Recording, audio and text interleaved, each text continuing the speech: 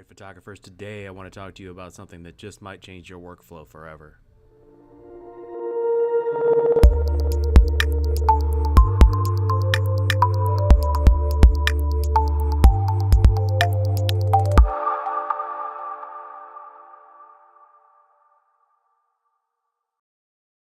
Hi guys, Mike from Photography Professional Imaging and Mike's Photo Academy. Today I want to talk to you guys a little bit about Lightroom CC.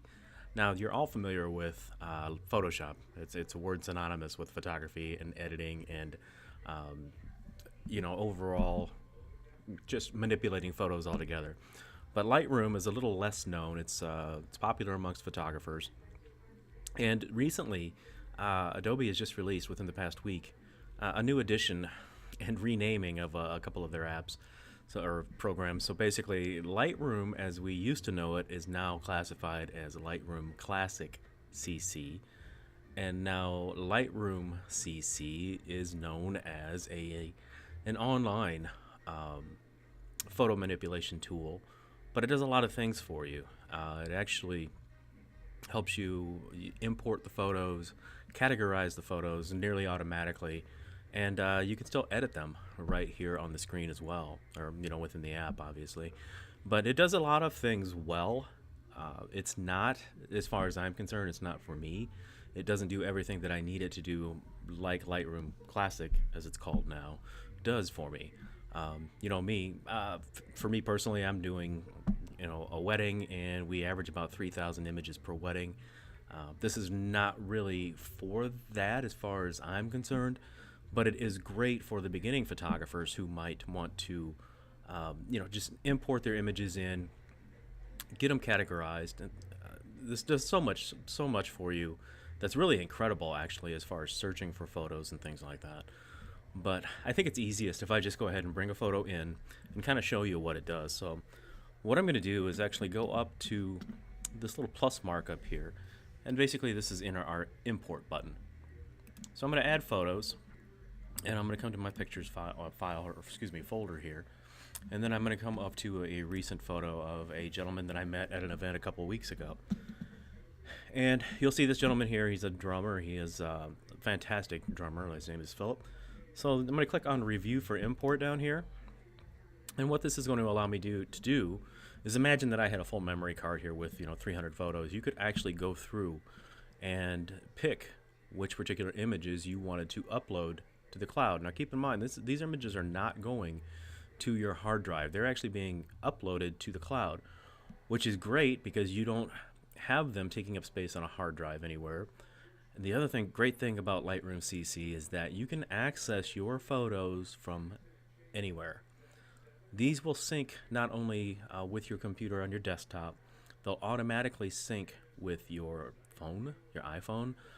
You can access them from the web, from anybody's computer. You just go to the Lightroom website, and your photos will be there as long as you're logged in. Now, this does require a subscription to Adobe CC. There is a photography plan. There is a plan strictly for this particular app, Lightroom CC. And this, if you do this alone, I believe it's $10 a month, and you get a terabyte's worth of storage in the cloud. So again, that makes it really easy to access your images from wherever you are, from any computer, from your phone, whatever it may be.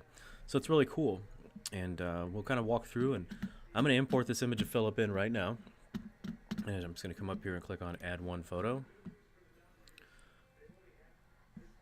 Excuse me. So now you'll see that this image is actually added of Philip here, and looks good.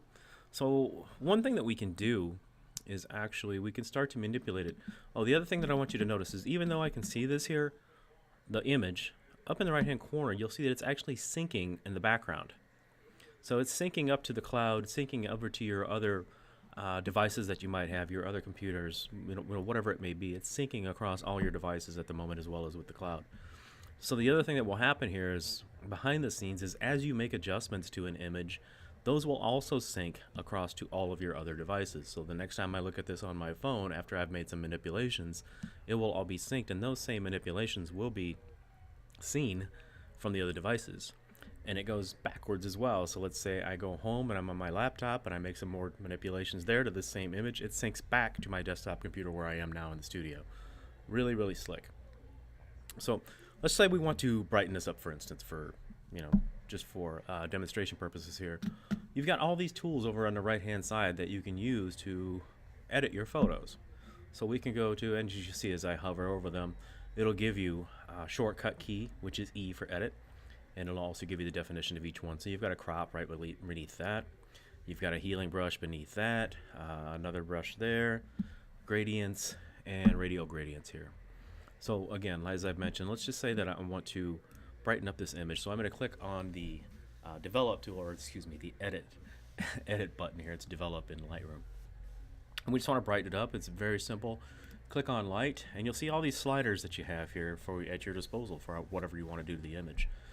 So let's say I don't like the shadows being so dark. I want to bring up the shadows. It's simple. All we do is just bring up that slider. If I'm finding the whites are too white, I want to show a little more definition in the blacks. I want a little more contrast between the blacks and the whites. Exposure, I can bring it up just a touch. And then from there, you can either click on the word light again, and it closes that particular module, and you can open up the one down below it, which is the color module. Now you can change the color temperature. You get the idea here. We can pop those colors just a little bit more if we want to, bring up the saturation just a touch. The effects module here, we can increase the clarity, give the image just a little more punch, a little more edginess. Dehaze, this is really great for, you know, obviously if you take a photo on a hazy day of a sky or a landscape or something like that, that slider there helps to take some of that away and bring back some of that color from the sky. Vignetting, as you can see, you can adjust that any way you'd like, back and forth. And again, this whole time with every one of these adjustments that I make, it is syncing back to the other devices, whether it's on my phone, whether you access it from the internet on even another computer, a friend's computer, or your iPads or any other type of tablets, things like that. Detail, you can sharpen the image. You know, these are pretty self-explanatory. I'm just kind of walking through here. Noise reduction, if you've got a lot of grain in the image, you can take that out. And you can color noise reduction, and you can even add grain if you want to. So here I've just added a little bit of grain to the image just for demonstration purposes. Optics, if you need to remove chromatic aberration or enable lens corrections. Sometimes with zoom lenses especially, you'll start to see a little distortion around the edges. So this helps to eliminate that and will straighten out that image as you've just seen there. A low disk space, clear some space in your local storage settings. Okay, cool, I can do that. So just for now, I'm just gonna undo those. And the geometry, we can do things like actually level, vertical, you know, just manipulate the image even further if we want to. One of the really, and just kind of, well, let's go through get that out of the way. We'll go through the other tools here briefly. There's an auto button here, so you can auto straighten the image itself. You can do it manually with the slider back and forth. Let's undo that. There's an undo button right there. Rotate, flip the image. We can come down. This even has a spot healing tool. So if we want to, we can adjust our brush size here. So if you look over Philip's face here, I'm adjusting my brush size, and what we can do is actually, let's say that he has a blemish here. Let me zoom in on the image. I'll come down here. Excuse me, I feel like I have to sneeze. Come down here to the bottom. We'll zoom this in 1:1. And then we'll drag the image down, and let's just say that I want to remove a blemish. Not that he has any, but just for an example here, let's just take off this bright blue spot here, just for, again, as an example. All we do is click on it, and it's going to sample from another part of his hat. So now you see that bright blue part of his hat, or let's say some other blemish, you know, a pimple or something like that from the face, we can remove, and the software itself will help to blend it in and make it not nearly as noticeable, if not unnoticeable at all. The other sliders that you see here are, again, the size of the brush. We can choose the feathering of the brush to how much it's going to feather into the rest of the image, and the actual opacity. So if we want to make that a little less noticeable, you can kind of see that we can kind of see through the image here, through the correction rather. So I'm going to undo those changes, and we're right back where we started. This is another brush here where we can actually brush in on certain parts of the image. So let's just say, for instance, that I want to lighten up this portion of Philip's head here, his forehead, his temple area. The slider itself is already over in, actually let's zero all of these out here just for a better tool, better demonstration here. We still have the amount of the brush that we can slide back and forth to increase our brush size. But what I want to show you here is we can actually just take your mouse or your tool that you're using. You know, some of us use a pen tablet, but you can see I haven't made any changes here because none of my sliders are adjusted on this side. But I've actually brushed over his head here. But you'll see as soon as I start to make an adjustment here in the exposure slider, that comes up. Obviously that's grossly overexposed just for demonstration purposes here, but we can actually brighten up particular points across his face. So if there's too much shadow, if we decide that there's too much shadow on his face, we can actually manipulate that and correct that. Again, this isn't something that I would normally do, this is just for demonstration. But the other great thing is once you've made a selection here, which is a great thing about Lightroom, you can change all of these other sliders in any way that you want to correct or enhance the image. So we can actually take the saturation way up, which is going to look really weird, but just for demonstration purposes, that particular spot that we've already brushed over, we can manipulate in any one of these particular ways here. So this is really, really cool. Now, if you're wondering, you know, is this harming my original image? The answer is no. All of these changes are being, we never touch the original image. Basically what's happening is the software is recording the edits that we've made and, you know, basically superimposing them over the top of the original image. The original image is not damaged in any way, so that's really, really cool. So literally anything, drop down the clarity, anything we want to do within that particular range is done. Now you see as I hover over that particular pinpoint, pardon me, that it's actually showing us an overlay of what we've brushed over. So we know exactly, well, maybe I could get a little bit more in here and maybe under the glasses. So as soon as we do that and we hover back over that little pinpoint there, it shows us that now we've covered that particular area as well with our brush. If we need to erase anything, we have an eraser button here. All we do, come right back to the same adjustments. Let's say I don't like them after all, I can erase this particular area now. And again, between the brush and the buttons over here, now you can see that if I hover over it, that particular portion has been erased and does not carry those adjustments anymore. So pretty cool stuff. If we wanted to eliminate this altogether, we can make sure that that is highlighted. Click on your particular pinpoint there, hit your delete key on your keyboard, and those adjustments are gone completely. Slick stuff. Linear gradient tool. This is something that we can kind of get into in another video here, but basically what this allows us to do is, let's say, drag. We want to make the the right side darker, let's say. We can drag this gradient tool over the top of it, and we can actually bring down the exposure on that particular side of the image. So there are a lot of things that Lightroom CC can do for you. And it's really, really a lot of the things that you can do in Lightroom Classic CC as it's known now. But it's still limited. This is a, I would call it an intermediate type of feature set as far as photo manipulation, categorizing, and things like that. I still prefer, especially for wedding work, I am going to go with Lightroom Classic as it has all of the functionality that I need. But again, this is great for, let's say, beginning photographers, people that aren't used to using Lightroom yet. This is a great segue into that, if you will. And then you've also got a radial gradient here too, where you can make a circle here, let's say, and then you can adjust the contrast on the outside of that circle. We can invert it, so now just his face, you know, as you can see, is overexposed now. But you know, you can adjust the photo in a number of different ways. So it's really, really awesome.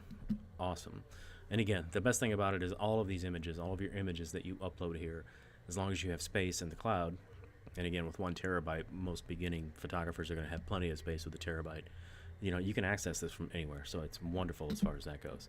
Now, another thing that I want to show you here real quick is the fact that, oh, actually, let's get rid of that, just so poor Philip doesn't look overexposed here.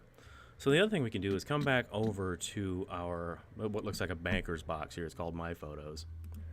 But basically, from there, we can click on all photos, let's say. Now, I want to talk just a little bit about the search functionality here. You notice that when I imported this image, I did not keyword it in any way.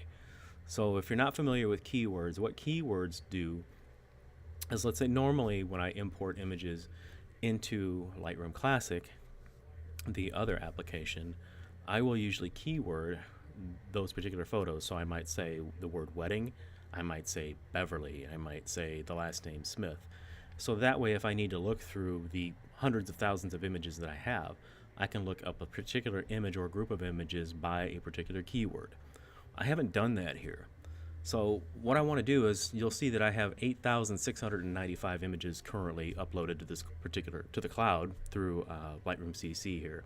Not all of them are there. I have many more than that. But of those 8,000 images, 8,600, 8,700 here, I want to see just a photo. I'm going to take this out to the grid.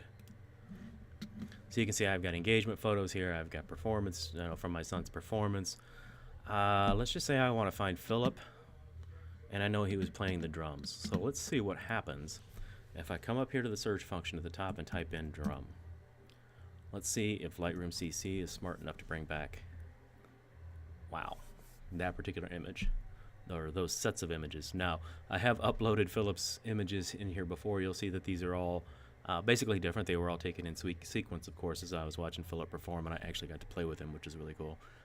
I have a set of congas here at the studio, and I'd like to play Latin percussion, so actually got to sit down with him. But you can see out of those 8,700 photos, it actually found automatically pictures of a drum. If we do bride, obviously we're going to find a lot of bride photos in here. It's really amazing how this functionality happens.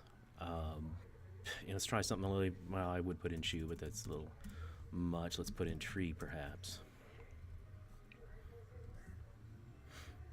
So what happens in the background is actually it pulls up my Christmas tree background. You can see how this works. It's really, really slick. All the algorithms in the back happening in the background is really, really cool to help you find your images later without even keywording them. Now, one thing I'm noticing here is I don't see a tree, but you know what? This is wood. So it's picking up the wood grain actually from the floor here. So it's super intelligent. It's kind of crazy when you think about what this is capable of doing. So again, this is just a brief introduction to you guys. You can go to adobe.com and find Lightroom CC there. And again, if you're a beginning photographer, this might be really, really good for you to kind of take a step toward Lightroom Classic, or even into Photoshop. It's a nice step stool, if you will, on the way there. But it categorizes, as I've shown you. You can do edits here. You can access your photos from any device, anywhere. You can always create albums over here as well. So let's say that I wanted to pull in just those photos of Philip. I could come into my own here. I could create an album, rename it Philip, and then pull those images in. So let's go back to drum here just to show you how we can do this. So now let's say I want to pull all of these in here. I can do a Control or Command A depending on which operating system you're working on. And then I could pull, let's actually create a folder here. Oh, I already did, sorry. I called it Philip. So I can pull these images in right into Philip's folder here. So as soon as it syncs up, I'm going to see these images and see this number 1 change. Really cool stuff. If you got any questions, if you have any further questions for me, leave them in the comments down below. Like I said, if you're interested in checking this out, it's $10 a month. It sounds like a lot of money, but there are, as Adobe is known for, they are continually upgrading and enhancing all of these applications across their entire suite of offerings that they have. So to always be upgraded to the latest and greatest version of all of their different apps, I am a subscriber to the photography plan. And, I have access to Lightroom Classic, Lightroom CC, this particular program, and Adobe Photoshop, and they all stay updated completely, continuously. So it works out very well for me, working across different computers and different locations. It's a wonderful, wonderful way to manage all of your photos, and I hope this helped you out a lot. Like I said, if you have any questions, leave them down in the comments down below. Mike from Photography, Professional Imaging, and Mike's Photo Academy. Check it out. Let me know if you have any questions. Have a great day.